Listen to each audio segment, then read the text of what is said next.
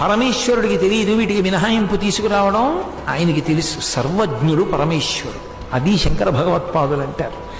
నీకు ఎంతపాటి మేధస్సు ఉందని నువ్వు పరమేశ్వరుణ్ణి బురుడి కొట్టించగలను అనుకుంటున్నావు. అందుకే తప్పు చేస్తే పరమేశ్వరుడి దగ్గరికి వెళ్ళి క్షమార్పణ చెప్పడం ఉత్తమమైనటువంటి విధానం. ఆయన దగ్గర బుకాయించే ప్రయత్నం ఎన్నడూ చేయకూడదు.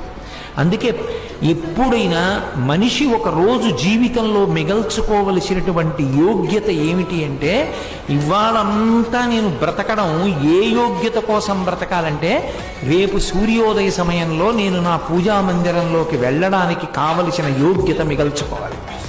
నేను పూజామందిరం తలుపు తెరిచి నమస్కారం చేసి లోపలికి వెడితే పరమేశ్వరుడు తన పాదములు నా చేత కడిగించుకోవడానికి సిద్ధపడేటట్టుగా బ్రతకాలి. నిన్నను నువ్వు ఏం చేశావు? ఇవాళ నాకు నమస్కారం పెట్టడానికి వచ్చావా? నీ బ్రతుకు నాకు తెలియదు అనుకుంటున్నావా? నీ పూజ నీ పుచ్చుకుంటానన్నాడు అనుకోండి,